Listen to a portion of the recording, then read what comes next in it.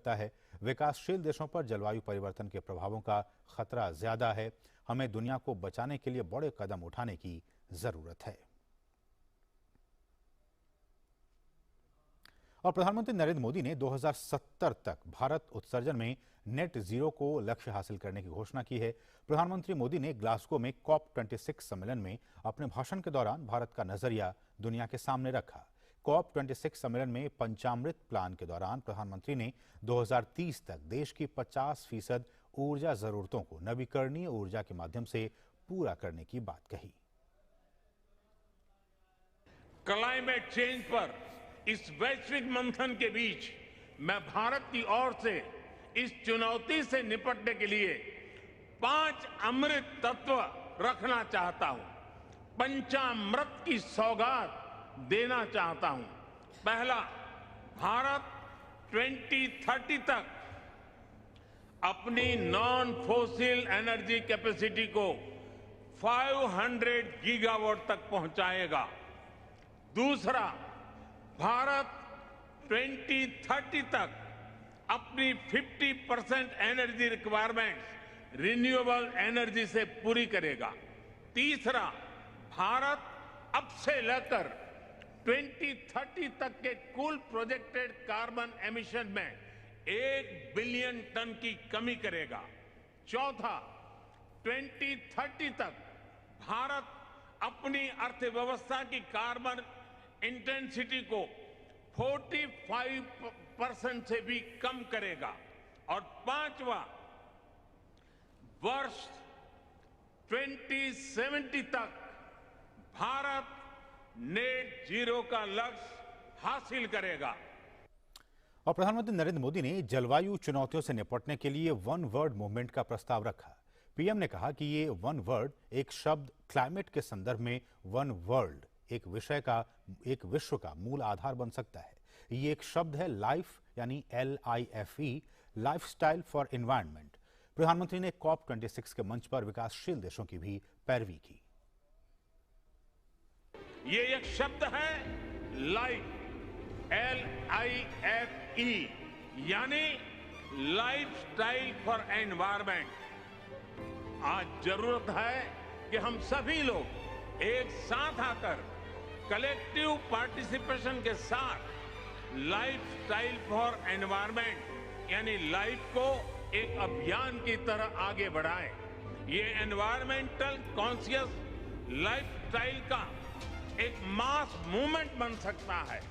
आज आवश्यकता है माइंडलेस और डिस्ट्रक्टिव कंजम्पशन के बजाय माइंडफुल और डेलिबरेट यूटिलाइजेशन की। ये मूवमेंट एक साथ मिलकर ऐसे लक्ष्य तय कर सकता है जो डाइवर्स एरिया जैसे fishing, agriculture, wellness, dietary choices, housing, packaging, hospitality, tourism, clothing, fashion, water management और एनर्जी जैसे अनेक सेक्टर्स में एक क्रांतिकारी बदलाव ला सकता है।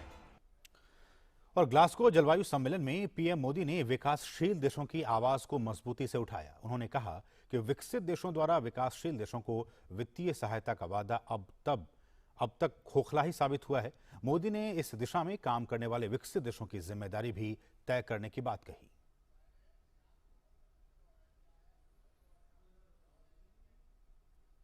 विकासशील देशों की आवाज उठाना ये मैं अपना कर्तव्य मानता हूं। ग्लासगो में आयोजित COP26 में जलवायु परिवर्तन की समस्या से निपटने के लिए प्रधानमंत्री नरेंद्र मोदी ने जहां एक ओर भारत का पक्ष मजबूती से रखा, तो वहीं दूसरी तरफ विकासशील देशों की आवाज को भी दृढ़तापूर्वक दुनिया के साथ साझा किया। पीएम मोदी ने कहा कि जलवायु परिवर्तन के कारण कई विकासशील देशों का अस्तित्व खतरे में है, इसलिए उन्हें बचाने के लिए संकल्पबद्ध होकर तुरंत कार्रवाई जरूरी है। कई विकासशील देशों के लिए क्लाइमेट चेंज उनके अस्तित्व पर मंडरा रहा है, एक बड़ा संकट है। हमें दुनिया को बचाने के लिए आज बड़े कदम उठाने ही होंगे। यही समय की मांग है और यही इस फोरम की प्रासंगिकता भी सिद्ध करेगा।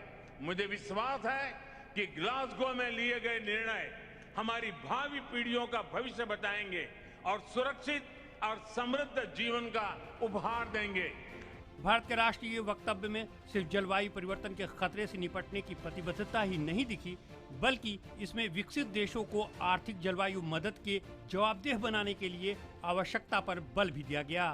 पीएम मोदी ने अपनी जिम्मेदारियों को ठीक से न निभाने वाले विकसित देशों की जिम्मेदारी तय करने का सुझाव भी दिया। उन्होंने जलवायु परिवर्तन से निपटने के लिए सामूहिक महत्वाकांक्षा को बढ़ाने का आह्वान किया। क्लाइमेट फाइनेंस को लेकर आज तक किए गए वायदे खोखले ही साबित हुए हैं। जब हम सभी क्लाइमेट एक्शन पर अपने एम्बिशन बढ़ा रहे हैं, तब क्लाइमेट फाइनेंस पर विश्व के एम्बिशन वहीं नहीं रह सकते जो पेरिस एग्रीमेंट के समय थे। आज जब भारत ने एक नए कमिटमेंट और एक नई ऊर्जा के साथ आगे बढ़ने का संकल्प लिया है, तो ऐसे समय में क्लाइमेट फाइनेंस और लो कॉस्ट क्लाइमेट टेक्नोलॉजीज का ट्रांसफर और महत्वपूर्ण हो जाता है। भारत की अपेक्षा है कि विकसित देश जल्द से जल्द $1 ट्रिलियन का क्लाइमेट फाइनेंस उपलब्ध कराएं। प्रधानमंत्री नरेंद्र मोदी ने G20 शिखर सम्मेलन में भी जलवायु न्याय की आवश्यकता पर जोर देते हुए विकासशील देशों की आवाज उठाई। जलवायु परिवर्तन को अपना दायित्व बताते हुए पीएम ने कहा कि जलवायु न्याय को भूलकर हम न केवल विकासशील देशों के साथ अन्याय कर रहे हैं, बल्कि पूरी मानवता के साथ विश्वासघात कर रहे हैं। विकासशील देशों की मुखर आवाज के रूप में भारत विकसित देशों द्वारा जलवायु वित्त की उपेक्षा को नजरअंदाज नहीं कर सकता है। जलवायु वित्त पर ठोस प्रगति के बिना विकासशील देशों पर जलवायु कार्रवाई के लिए दबाव डालना अन्यायपूर्ण है।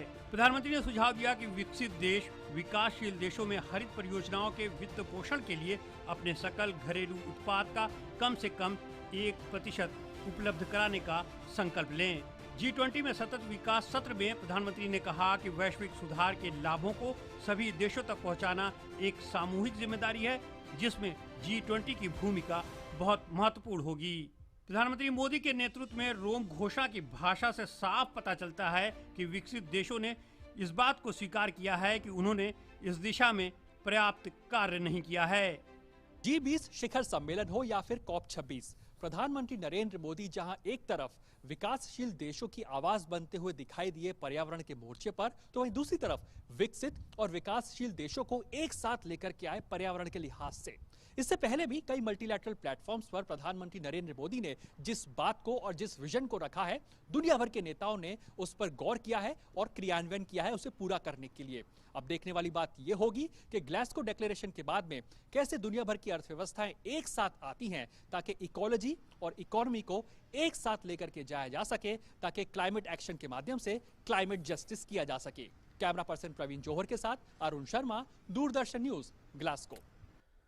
और अब कुछ दूसरी अहम खबरें। धन शोधन मामले में गिरफ्तार महाराष्ट्र के पूर्व गृह मंत्री अनिल देशमुख को आज मुंबई की एक अदालत के सामने पेश किया जाएगा। ईडी ने अनिल देशमुख को मुंबई स्थित उनके कार्यालय में 12 घंटे से अधिक चली पूछताछ के बाद गिरफ्तार कर लिया था। देशमुख ने अपने खिलाफ रिश्वत के आरोपों पर विवाद के बीच इस साल अपने पद से त्यागपत्र दे दिया था। बॉम्बे हाईकोर्ट ने शुक्रवार को ईडी का समन रद्द किए जाने की उनकी अर्जी ठुकरा दी थी। 71 वर्षीय एनसीपी नेता देशमुख ने कल वीडियो बयान में अपने खिलाफ सभी आरोपों को गलत बताया। मुंबई के पूर्व पुलिस आयुक्त परमवीर सिंह ने उन पर भ्रष्टाचार और उगाही का आरोप लगाया था।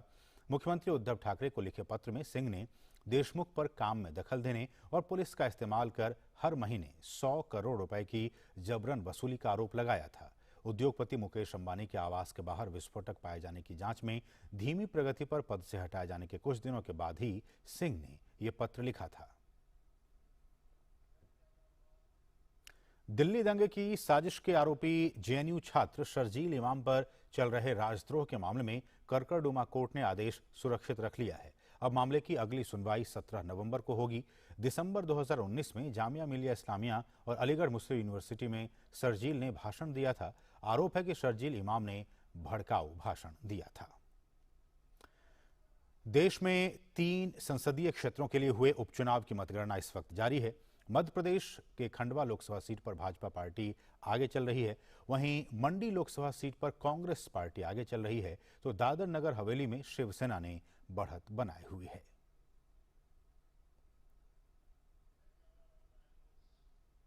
वहीं 13 राज्यों की 29 विधानसभा सीटों के उपचुनाव की भी मतगणना जारी है। आंध्र प्रदेश में 1 सीट पर वाईएसआरसीपी पार्टी, भाजपा असम में 5 सीटों में से 3 पर और 2 सीट पर यूपीपीएल पार्टी ने बढ़त बनाई हुई है। बिहार में जदयू और आरजेडी पार्टी 1-1 सीट पर आगे चल रही है। हरियाणा में आईएनएलडी 1 सीट पर आगे चल रही है। कांग्रेस राजस्थान की दोनों सीटों पर आगे चल रही है। मध्य प्रदेश में सभी 3 सीटों पर भाजपा आगे है और कांग्रेस महाराष्ट्र में अकेली सीट पर आगे चल रही है। पूर्वोत्तर भारत के मिजोरम में मिजो नेशनल फ्रंट 1 सीट पर आगे चल रही है। भाजपा तेलंगाना में अकेली सीट पर और टीएमसी पश्चिम बंगाल की सभी 4 सीटों पर आगे चल रही है।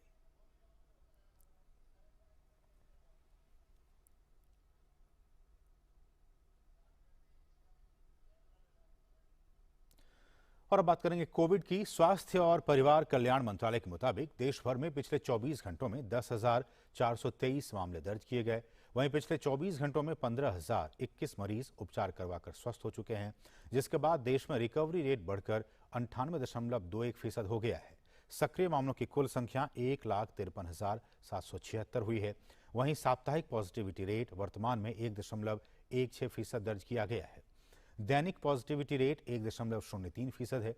देश में कोरोना संक्रमण की जांच क्षमता में काफी वृद्धि हुई है। देश भर में अब तक कुल 61 करोड़ से अधिक नमूनों का परीक्षण किया गया है।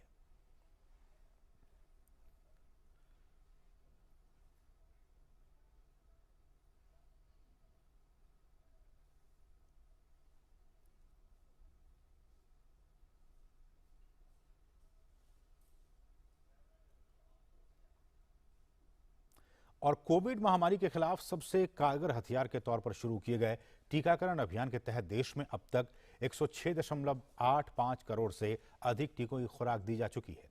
पिछले 24 घंटों में 52,39,000 से अधिक कोविड रोधी टीके लगाए गए हैं।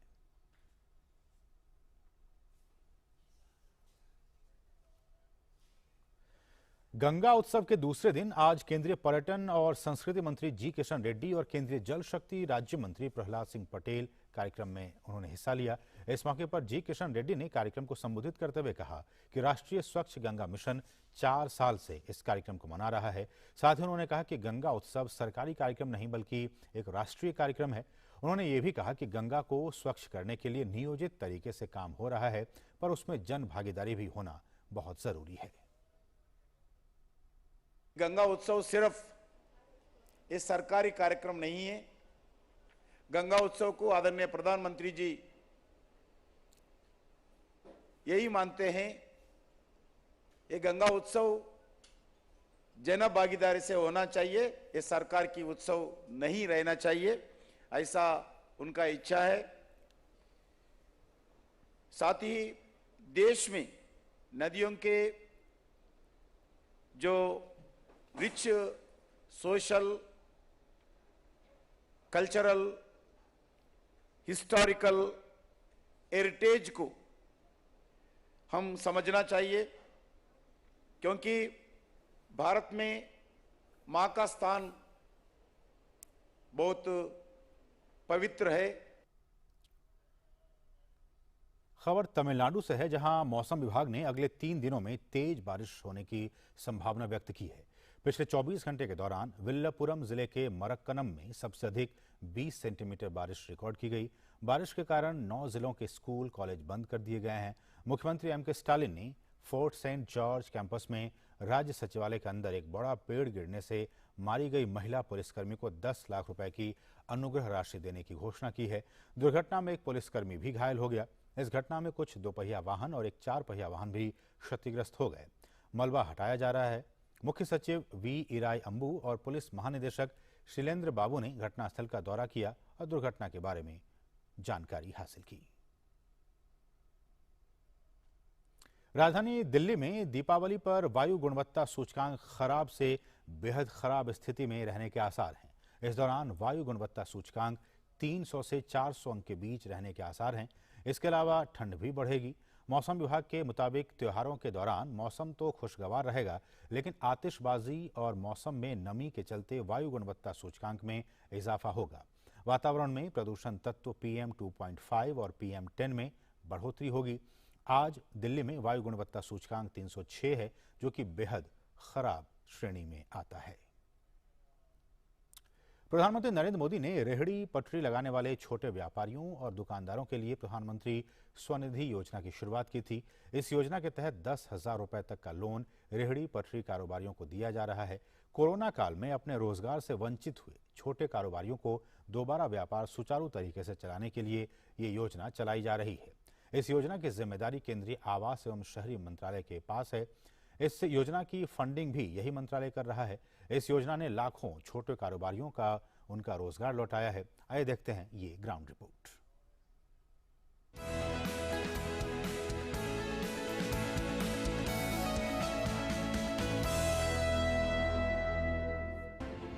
$25 लाख से ज्यादा स्ट्रीट वेंडर्स को 2,500 करोड़ रुपए से अधिक की मदद। पीएम स्वनिधि योजना से 50 लाख छोटे कारोबारियों को मिलेगा लाभ। पीएम स्वनिधि योजना से रेहड़ी खोमचे वाले छोटे कारोबारियों के सपने साकार। स्ट्रीट वेंडर्स को रोजगार मिलने से उनके चेहरे पर लौटी मुस्कान। कोरोना काल में लॉकडाउन के चलते कारोबार प्रभावित हुआ। सबसे ज्यादा परेशानी रोज कमाने खाने वाले स्ट्रीट वेंडर्स को हुई। ऐसे लोगों की मदद के लिए प्रधानमंत्री नरेंद्र मोदी की पहल पर केंद्र सरकार की तरफ से पीएम स्वनिधि योजना चलाई जा रही है। इसके तहत रेहड़ी पटरी ठेला आदि लगाने वाले स्ट्रीट वेंडर्स को बिना किसी गारंटी के 10,000 रुपए का लोन दिया जाता है।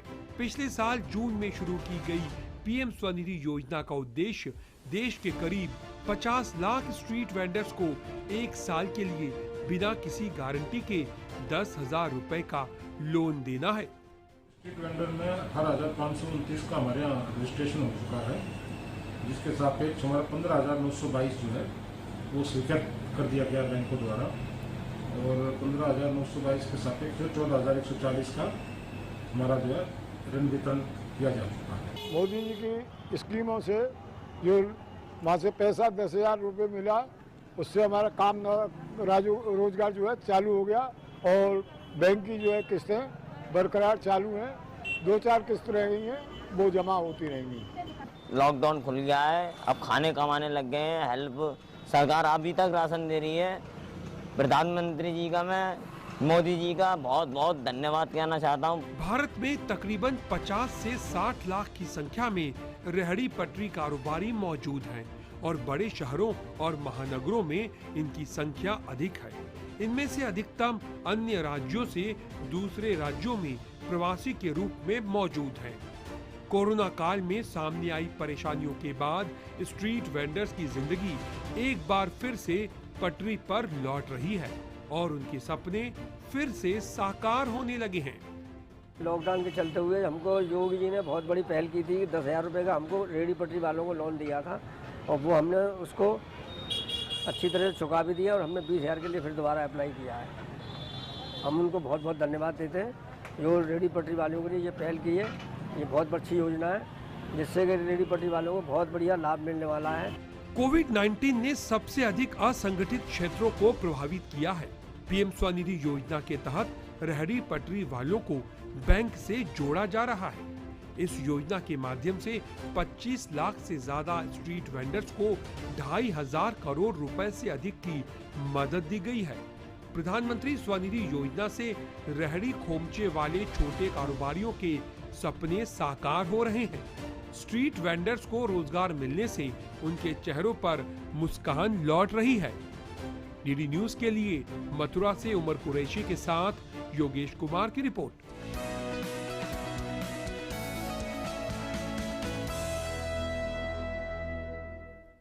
स्कॉटलैंड के ग्लासगो में आयोजित अंतर्राष्ट्रीय जलवायु शिखर सम्मेलन COP26 में संयुक्त राष्ट्र के महासचिव एंटोनियो गुटेरेस ने कहा है कि जीवाश्म ईंधन जलाकर और पर्यावरण को नष्ट करके हम अपनी कब्र खुद ही खोद रहे हैं। संयुक्त राष्ट्र के प्रमुख ने ग्लासगो में वैश्विक जलवायु शिखर सम्मेलन में नेताओं को चेतावनी देते हुए कहा कि 1.5 डिग्री सेल्सियस तक औसत तापमान वृद्धि के लक्ष्य को बनाए रखने के लिए कार्रवाई करने की जरूरत है। Our addiction to fossil fuels is pushing humanity to the brink. We face a stark choice. Either we stop it or it stops us. And it's time to say enough. Enough of brutalizing biodiversity. Enough of killing ourselves with carbon. Enough of treating nature like a toilet. Enough of burning and drilling and mining our way deeper. We are digging our own graves.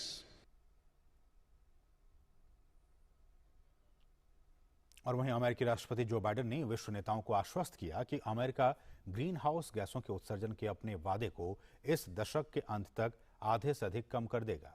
Biden ने कहा कि अमेरिकी कांग्रेस 2024 में $3 अरब के कार्यक्रम को शुरू करने की योजना पर काम कर रहा है, जो कि विकासशील देशों को जलवायु परिवर्तन के प्रभावों को रोकने में मदद करेगा।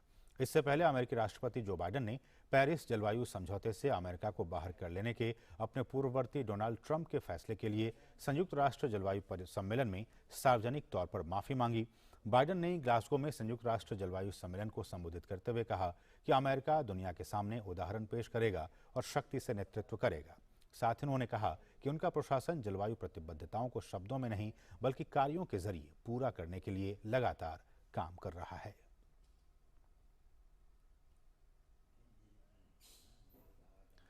दुनिया भर में कोरोना संक्रमण के मामले 24 करोड़ 78 लाख से ज्यादा हो गए हैं। इस संक्रमण से अब तक 50,20,000 से ज्यादा लोगों की मौत हो चुकी है। हालांकि इलाज के बाद विश्व में 22 करोड़ 45 लाख से अधिक लोग स्वस्थ भी हुए हैं। कोरोना से सबसे अधिक प्रभावित देशों में अमेरिका सबसे आगे है। अमेरिका में कोरोना संक्रमण के कुल मामलों की संख्या 4 करोड़ 69 लाख से अधिक है। अमेरिका में कोरोना के कारण मरने वालों का आंकड़ा 7,67,000 से अधिक हो गया है।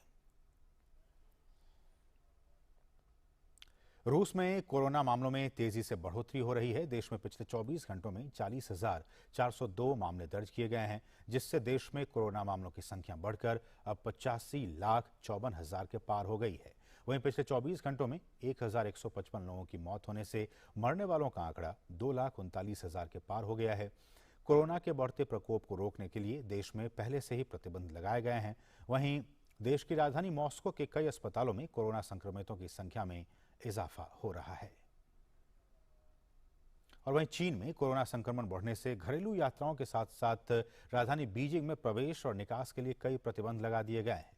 बीजिंग अगले साल फरवरी महीने में विंटर ओलंपिक की मेजबानी कर रहा है, जिसमें सैकड़ों अंतर्राष्ट्रीय एथलीटों के भाग लेने की उम्मीद है। उससे पहले कोरोना संक्रमण के बढ़ते मामलों ने चुनौती खड़ी कर दी है। वहीं शंघाई डिज्नीलैंड को 2 दिनों के लिए बंद कर दिया गया। चीन में कोरोना मामलों की कुल संख्या 97,000 है। वहीं देश में कोरोना से 4,000 से ज्यादा लोगों की मौत भी हुई है। नाइजीरिया की आर्थिक राजधानी लागोस में निर्माणाधीन रिहायशी इमारत के गिरने से कई मजदूर उसमें दब गए। इमारत के ढहने के समय लगभग 100 लोग वहां काम कर रहे थे। मशीनों के जरिए मलबे को हटाने का काम जारी है। इमारत के ढहने के कारणों का पता नहीं चल सका है। मलबे से अब तक 7 लोगों के शवों को निकाला जा चुका है। बात क्रिकेट की। इंग्लैंड ने आईसीसी T20 वर्ल्ड कप के सेमीफाइनल में स्थान बना लिया है। सोमवार को इंग्लैंड ने श्रीलंका को 26 रनों से हराकर प्रतियोगिता में अपने जीत के सिलसिले को बरकरार रखा है। ग्रुप 1 में इंग्लैंड की ये लगातार चौथी जीत है और अब उसके 8 अंक हो गए हैं और वो सेमीफाइनल में पहुंचने वाली पहली टीम बन गई है। शारजाह क्रिकेट स्टेडियम में टॉस हारकर पहले बल्लेबाजी करने उतरी इंग्लैंड ने 4 विकेट पर 163 रन का मजबूत स्कोर बनाया। जोश बटलर ने नाबाद शतकीय पारी खेलते हुए इंग्लैंड के लिए 67 गेंदों में 101 रन बनाए। उनके अलावा कप्तान इयान मॉर्गन ने फॉर्म में लौटते हुए 40 रनों की पारी खेली। मॉर्गन ने 36 गेंदों पर 1 चौका और 3 छक्के लगाए।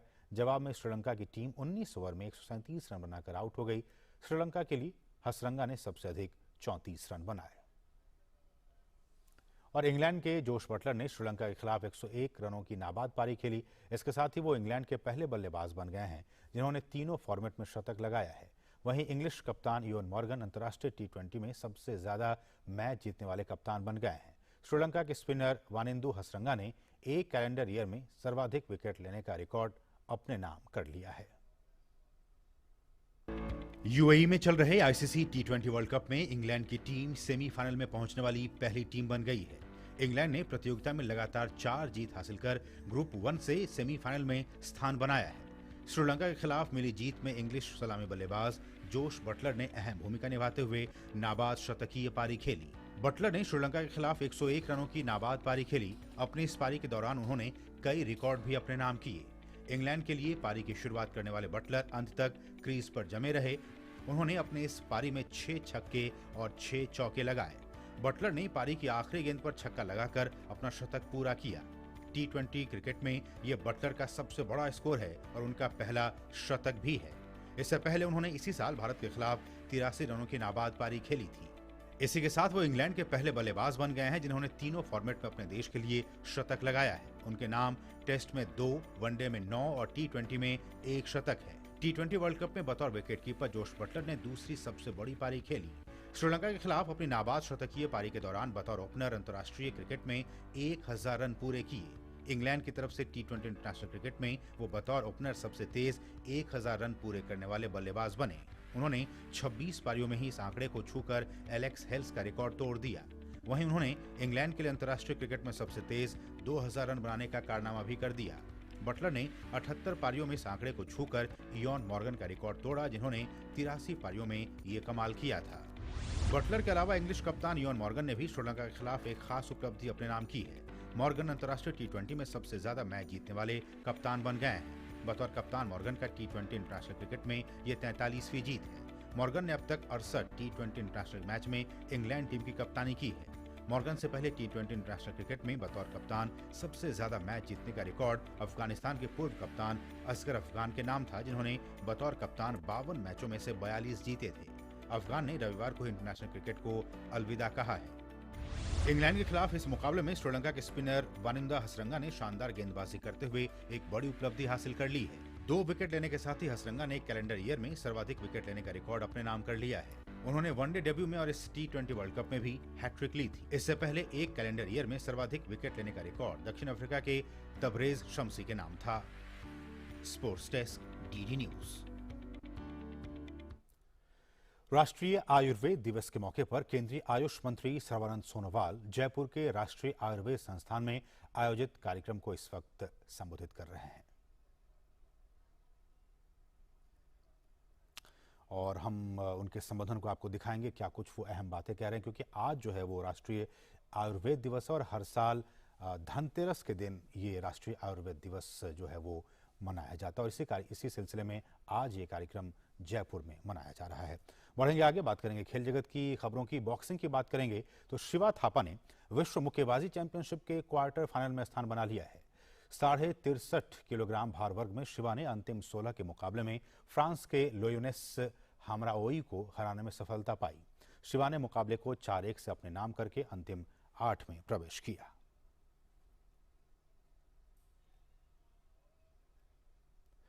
एक अन्य भारतीय मुक्केबाज दीपक भोरिया को प्री क्वार्टर फाइनल में हार का सामना करना पड़ा।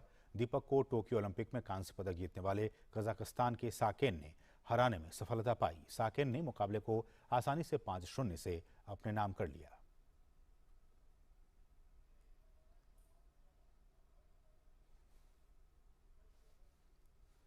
वहीं सोमवार को ही 2 अन्य भारतीय मुक्केबाज सुमित कुंडू और आकाश सांगवान को भी प्री क्वार्टर फाइनल में हार का सामना करना पड़ा। सुमित को क्यूबा के यूहानिस ने 0-5 से हराया। वहीं आकाश को केविन ब्राउन ने हराकर क्वार्टर फाइनल में प्रवेश किया।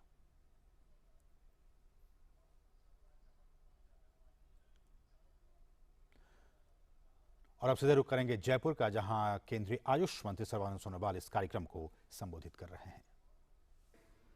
राजस्थान में लोग बहुत धूमधाम से धनतेरस मनाते हैं, तो आज इस अवसर पर उपस्थित आप सबको मेरी तरफ से बहुत बहुत शुभकामना।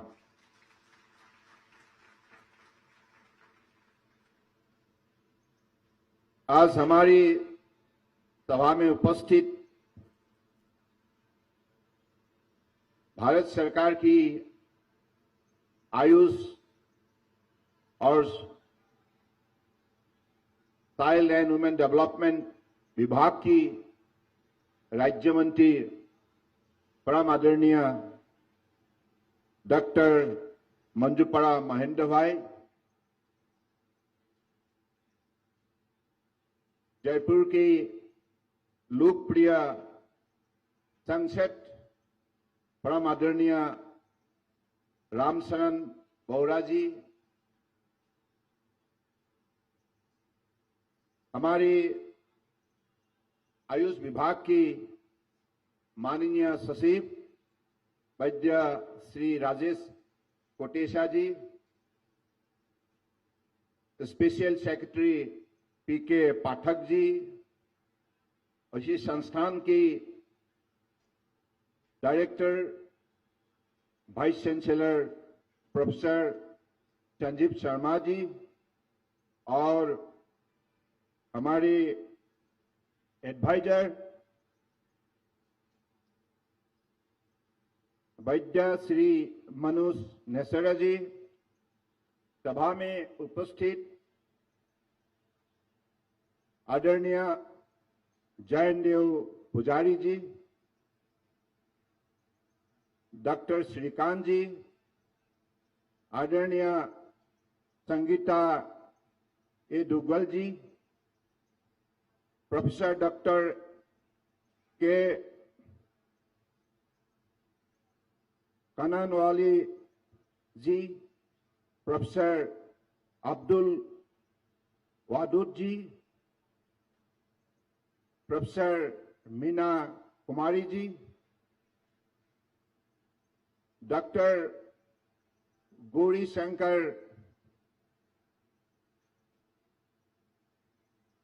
इंदुरिया जी, professor Govind Shukla ji, doctor Ved Prakash Tyagi ji, professor BS Prasad ji, professor Abhimanyu Kumar ji, professor बनबरीलाल Gaur जी, professor Loknath Sharma ji, professor Mahesh Chandra Sharma ji, professor Mahendra Singh Meena ji, professor Ajay Kumar Sharma ji, professor मीता कोटेशा जी, और लक्ष्मण सिंह भाव सिंह जी, और उपस्थित इसी संस्थान के माननीय प्रोफेसर्सगण, विद्यार्थीगण और शुभचिंतक और हमारे पत्रकार बंधु,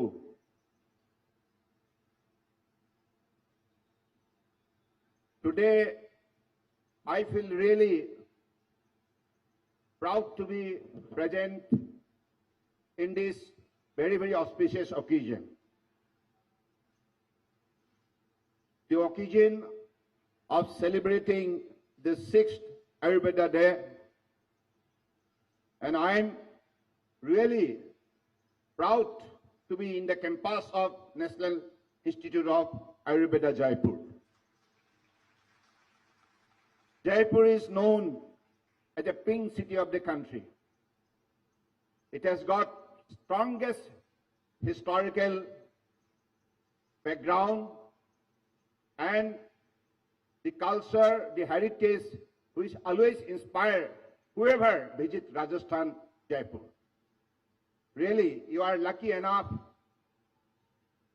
to stay in this beautiful city of India, and particularly the industry of tourism has been successful enough to develop this particular place, one of the most attractive tourist destination of the world. So I believe you will also equally agree with me. Respected ladies and gentlemen, I had an opportunity to visit this institution in the month of September, I was very much impressed with its activities. The NET and TT campus, the huge infrastructure of building space, equipment, staff, etc. And promise Director Professor Sanjeev Sharma ji that I will come back again. So I believe I could. तो अभी आप सुन रहे थे केंद्रीय आयुष मंत्री सर्बानंद सोनोवाल को, जो कि राष्ट्रीय आयुर्वेद दिवस के मौके पर राष्ट्रीय आयुर्वेद संस्थान जो कि जयपुर में है उसके इस विशेष कार्यक्रम को संबोधित कर रहे थे। हम बढ़ेंगे आगे और यहाँ रुकेंगे एक छोटे से ब्रेक के लिए। आप देखते रहिए डीडी न्यूज।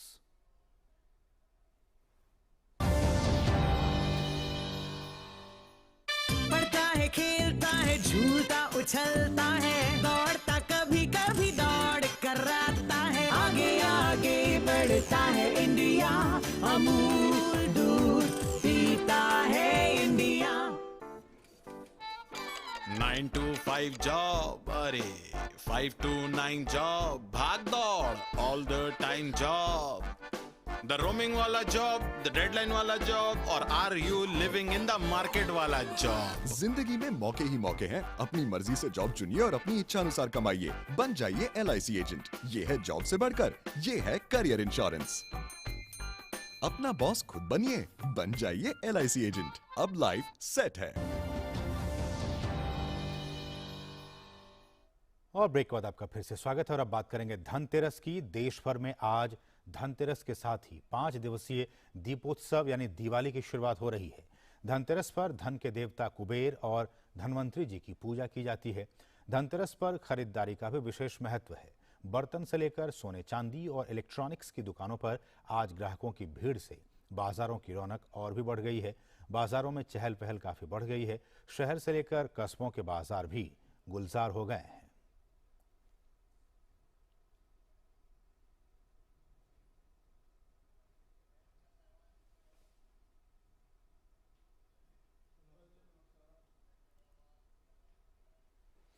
लेकिन काशी में धनतेरस के दिन का बहुत ही विशेष महत्व होता है। इसी दिन से मां अन्नपूर्णा के स्वर्ण प्रतिमा को श्रद्धालुओं के दर्शन के लिए रखा जाता है। हजारों की संख्या में श्रद्धालु दर्शन कर मां का आशीर्वाद प्राप्त करते हैं। धनतेरस का दिन मां अन्नपूर्णा, जिनके बारे में कहा जाता है कि काशी में कोई भूखा नहीं सोता है, आज से 3 दिन के लिए पूजा शुरू हो गई है और लगातार मां अन्नपूर्णा के दर्शनार्थी यहाँ पे दर्शन के लिए आ रहे हैं और आएंगे, क्योंकि बहुत मान है काशी में मां अन्नपूर्णा का, उसी तरह से जैसे श्रावा विश्वनाथ का।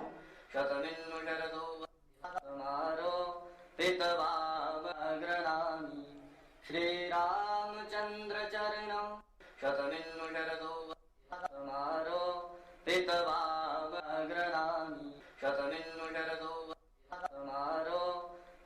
मां का आशीर्वाद है विश्व के लिए कि सब धन धान्य से परिपूर्ण हो, सबकी उन्नति हो, कोरोना जैसी बीमारी से दूर रहे हम, बीमारी समाप्त हो और पूरे विश्व का कल्याण हो। कैमरा पर्सन पूजा सिंह के साथ doctor Harkesh Bahadur Singh Gautam, DD news, मां अन्नपूर्णा मंदिर, वाराणसी। और दीपावली और छठ पर्व में यात्रा को सुगम बनाने यात्रियों के लिए विशेष ट्रेनों की सुविधा समेत स्टेशन पर देर रात तक यात्रियों के ठहरने की सुविधा उत्तर रेलवे की तरफ से की गई है। नई दिल्ली रेलवे स्टेशन पर व्यवस्था का जायजा लेने पहुंचे उत्तर रेलवे के GM आशुतोष गंगल ने कहा कि पूर्वांचल निवासियों के लिए उत्तर रेलवे ने 78 नई ट्रेनें चलाई हैं। ट्रेन के फेरे और कोच भी बढ़ाए गए हैं, साथ ही सुरक्षा के भी पुख्ता इंतजाम किए गए हैं। उत्तर रेलवे के GM से बातचीत की हमारे सहयोगी धीरज कुमार ने।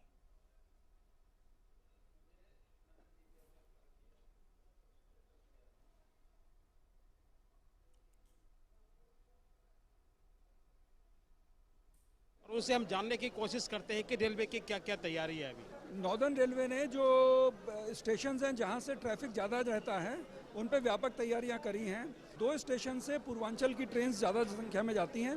दोनों स्टेशन पे हम लोगों ने टेंटेज की व्यवस्था करी। जैसे नई दिल्ली पे लगभग 1000 यात्रियों के एडिशनल बैठने की और वेट करने की व्यवस्था करी गई है। ऐसे ही आनंद विहार पे भी व्यवस्था करी गई है। उसके साथ साथ दोनों स्टेशन पे कंट्रोल रूम भी लगाया गया है और नई दिल्ली पे ज़्यादा भीड़ रहती है तो यहाँ पे एक अधिकारी भी ड्यूटी पे रहेंगे जिससे कोई भी रिक्वायरमेंट हो तो वो तुरंत निर्णय ले सकें और आवश्यकता होने पर उच्चाधिकारियों से संपर्क कर सकें। कंट्रोल रूम में ट्रेन ऑपरेशन से संबंधित जो विभाग हैं सबके प्रतिनिधि हैं। साथ साथ हम लोगों ने एक फर्स्ट एड बूथ भी लगाया जिसमें डॉक्टर भी उपलब्ध है। कोई मेडिकल इमरजेंसी होने की स्थिति में तुरंत सहायता प्रदान करी जा सकती है। लोगों को सुविधाजनक रूप से टिकट मिल पाए, रिजर्वेशन उनका कंफर्म हो जाए। ट्रेन की क्या स्थिति है, कितने नई ट्रेनें आपने दी है? जिन ट्रेन में कैपेसिटी उपलब्ध है यानी हम उसमें 24 कोच तक जा सकते हैं और ट्रेन नॉर्मली कम कोच की संख्या के साथ चलती है, तो हम लोगों ने पहला प्रयास ये किया है कि उसमें कोचों की संख्या में बढ़ोतरी करी जाए, जिससे जो लोग वेट लिस्ट हैं वो सीधे अपने आप अपग्रेड होकर कन्फर्म्ड हो जाते हैं। तो इस क्रम में हमने लगभग 37 कोच एक्स्ट्रा लगाए हैं जो करीब 325 ट्रिप्स के आसपास करेंगे और टोटल 25,000 से ज़्यादा की उसमें कैपेसिटी जनरेट हुई है। अभी तक 78 स्पेशल ट्रेन अनाउंस कर सके हैं। पिछले साल 79 चलाई थी। अभी तक जो वेटिंग लिस्ट मॉनिटरिंग है उसके हिसाब से संख्या पर्याप्त लग रही है, लेकिन हम लोग रोज़ मॉनिटरिंग कर रहे हैं इसकी, और मॉनिटरिंग करने के बाद यदि आवश्यकता होती है तो 2 दिन के नोटिस पर हम लोग नई ट्रेन भी सिस्टम में फायर करके उपलब्ध करा रहे हैं। क्या क्या व्यवस्था रेलवे ने की है ताकि यात्री जो है वो सुगम और सुरक्षित रूप से अपने घर को पहुँच सके? देखिए, यहाँ पे आरपीएफ का पूरा बंदोबस्त है। उसके अलावा 7 टुकड़ियाँ आरपीएसएफ की आई हैं जो स्टेशंस पर सुरक्षा प्रदान कर रही हैं। हम लोगों के आकलन में सुरक्षा का पर्याप्त बंदोबस्त है। तो हम लोगों ने सीसीटीवी का अरेंजमेंट किया है। 270 पॉइंट जैसे नई दिल्ली में कवर्ड हैं और उसमें 20 पॉइंट और कवर करें, 290 पॉइंट्स कवर्ड हैं और वो निरंतर रेगुलर मॉनिटरिंग में बैठे हुए हैं। रेलवे ऐसा मानना है कि यात्री बेहतर तरीके से अपने गंतव्य को पहुंचे, उसके लिए जो तमाम तैयारी है वो पूरी कर ली गई है। कैमरामैन वंशी डोगरा के साथ धीरज कुमार, डीडी न्यूज़, दिल्ली। और दिवाली का त्योहार आने के साथ ही देश में वोकल फॉर लोकल जन जन की आवाज बन रहा है। आत्मनिर्भर भारत की मुहिम से स्थानीय उत्पाद वैश्विक बन रहे हैं। अब स्वदेशी संघ उत्सव जन सेवा देश सेवा का जरिया बन रहा है। दिवाली की खरीदारी करते वक्त लोग बाजार में स्थानीय उत्पादों को प्राथमिकता दे रहे हैं। आज स्थानीय उत्पाद देश में सबकी पहली पसंद बन गए हैं। इसी पर देखते हैं हमारी ये खास रिपोर्ट। त्योहारी सीजन के मद्देनजर देश भर के बाजारों में ग्राहकों की संख्या में हो रही वृद्धि को देखते हुए व्यापारी वर्ग एक बड़े कारोबार की उम्मीद कर रहा है। Confederation of all India traders CAT को उम्मीद है कि दिवाली त्योहार की बिक्री अवधि के दौरान उपभोक्ताओं द्वारा खर्च के माध्यम से अर्थव्यवस्था में लगभग 2 लाख करोड़ रुपए की पूंजी का प्रवाह हो सकता है। 2 वर्ष बाद दिवाली ऐसी आ रही है जिसमें आप देखेंगे कि बाजारों में ग्राहकों की जो वृद्धि है बहुत तेजी से वो बढ़ रही है। देश भर के व्यापारियों को लगता है कि इस बार दिवाली पर जो व्यापार होगा वो बहुत अच्छा होगा। और पूरे देश भर में हमने हमारी जो एसोसिएशन है उनको ये कहा है कि गांव और शहरों के अंदर जो हमारे लोकल कारीगर हैं जो वो सामान बनाते हैं उन सामानों की बिक्री आप कीजिए। तो लगातार सभी राज्यों में हमारी एसोसिएशंस का तालमेल ऐसे छोटे छोटे लोगों से बना हुआ है जिनके पास कला तो है, बाजार नहीं था, तो हम उनको बाजार दे रहे हैं। और इस बार आप देखेंगे कि अलग अलग तरीके की बहुत सारी चीज़ें पूरे देश में देखने को मिलेंगी। कैट ने कहा कि पिछले साल की तरह इस साल भी कैट ने चीनी सामानों के बहिष्कार का आह्वान किया है और निश्चित रूप से देश के व्यापारियों एवं आयातकों ने चीन से आयात बंद कर दिया है, जिसके कारण इस दिवाली त्योहारी सीजन में चीन को करीब 50,000 करोड़ रुपए का व्यापार घाटा होने वाला है। हाल ही में विभिन्न राज्यों के 20 शहरों को जिन्हें कैट ने वितरण शहर का दर्जा दिया हुआ है में किए गए एक सर्वेक्षण में यह तथ्य सामने आया है कि इस वर्ष अभी तक भारतीय व्यापारियों या आयातकों द्वारा दिवाली के सामान, पटाखों या अन्य सामान वस्तुओं का कोई ऑर्डर चीन को नहीं दिया गया है और इस साल दिवाली को विशुद्ध रूप से हिंदुस्तानी दिवाली के रूप में मनाया जाएगा। हमने पूरे देश भर में ये जोर दिया है कि जैसा प्रधानमंत्री जी ने आत्मनिर्भर भारत की बात कही है, हमने कहा है कि भारतीय दिवाली लोकल दिवाली। इस दिवाली पर जो एक सबसे बड़ी बात यह है कि चाइना का सामान इस बार हमारे किसी भी व्यापारी ने एक भी ऑर्डर चाइना को नहीं दिया। दिवाली का जो व्यापार चाइना को हिंदुस्तान से होता है उसकी बहुत बड़ी चोट चाइना को लगने वाली है। तो कुल मिलाकर के यदि देखें तो दिवाली भारतीय दिवाली होगी, दिवाली लोकल दिवाली होगी, दिवाली आत्मनिर्भर भारत दिवाली होगी। महामारी के दौरान बाजार से दूर रहे खरीदारों ने भी त्योहारी सीजन में एक बार फिर बाजार का रुख किया है। अच्छी बात यह है कि एक बार फिर लोगों को घरेलू उत्पाद लुभा रहे हैं। मैं मार्केट में शॉपिंग करने आई हूँ दिवाली की और मैं चाइनीज प्रोडक्ट को अवॉइड करूंगी क्योंकि हम अपने भारत के बनी ही चीज़ें खरीदेंगे ताकि हमारे जो छोटे छोटे भाई हैं जो इन चीज़ों को बनाते हैं उनको भी आत्मनिर्भर बने वो भी, और हमारा देश भी उन्नति करे। जो मेड इन इंडिया है जिसमें आत्मनिर्भर भारत बनाना है, तो जब त्यौहार अपना देश का है तो हम क्यों चाइना के सामान खरीदें। तो हम सोचते हैं कि जो बेचारे वर्कर हैं जो इतनी मेहनत से सामान बनाते हैं तो हमें उनको प्रमोट करना चाहिए कि वो और जाके अच्छा बिजनेस करे अपना। इस मार्केट में सारा भारतीय सामान बिक रहा है। माननीय प्रधानमंत्री जी ने कहा था कि अपने व्यापारियों को बढ़ावा दो, तो ये लड़ियाँ जो पहले चाइना में से आती थी उससे भी सस्ती हैं, अब ये भारत में बन रही हैं और हमने खरीदी हैं, रखी हैं अभी यहाँ पे, और सभी वही सामान भारतीय बिक रहा है। एक और महत्वपूर्ण बदलाव ये है कि पिछले साल से उपभोक्ता भी चीनी सामान खरीदने में दिलचस्पी नहीं ले रहे, जिसके कारण भारतीय सामान की मांग बढ़ने की पूरी संभावना है। कैट के मुताबिक इस वर्ष राखी उत्सव के दौरान चीन को लगभग 5,000 करोड़ रुपए का भारी नुकसान हुआ और गणेश चतुर्थी में 500 करोड़ रुपए का नुकसान हुआ। और यही प्रवृत्ति दिवाली में भी देखे जाने के चलते यह स्पष्ट रूप से इंगित होता है कि यह न केवल व्यापारी हैं जो चीनी सामानों का बहिष्कार कर रहे हैं, बल्कि उपभोक्ता भी चीन से बने उत्पादों को खरीदने के इच्छुक नहीं है। कैट इसे मेक इन इंडिया और आत्मनिर्भर भारत की दिशा में व्यापारिक समुदाय की ओर से एक मजबूत और ठोस योगदान के रूप में देख रहे हैं। रजनीश त्रिपाठी की रिपोर्ट, डीडी न्यूज, दिल्ली।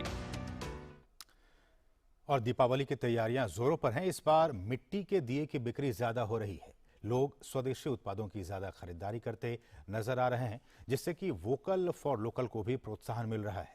हमारे सहयोगी गिरीश निशाना की ये रिपोर्ट देखिए आप। ये है बबीता। उम्र 28 साल हो चुकी है और पिछले 10 सालों से देश की राजधानी दिल्ली में दिए को और भी ज्यादा आकर्षक बनाकर बेचती हैं। इस बार की दीपावली के लिए भी ये अपने उत्पादों को सजाने में जुटी हैं। इनकी कलाकारी को लोग बहुत ज्यादा पसंद कर रहे हैं और लोगों के मिल रहे अच्छे रुझान से ये काफी उत्साहित हैं।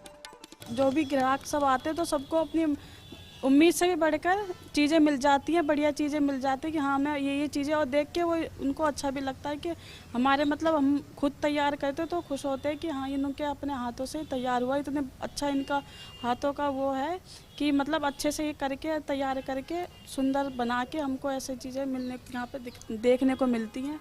तो काफ़ी दूर दूर से लोग आते हैं और बहुत सारी चीज़ें मतलब जितना सामान लेने आते हैं उससे ज़्यादा ही बढ़कर चीज़ें लेके जाते हैं और अच्छे तो खुश होके जाते हैं यहाँ से। नहीं, ये हाथी है, ये 5 दियों का, कोई 5 दियों का मांगता है, कोई 7 दियों का, तो इस पे हम कलर करके डेकोरेशन करते हैं, गोटा लगाते हैं, वैक्स भरते हैं दिवाली पे।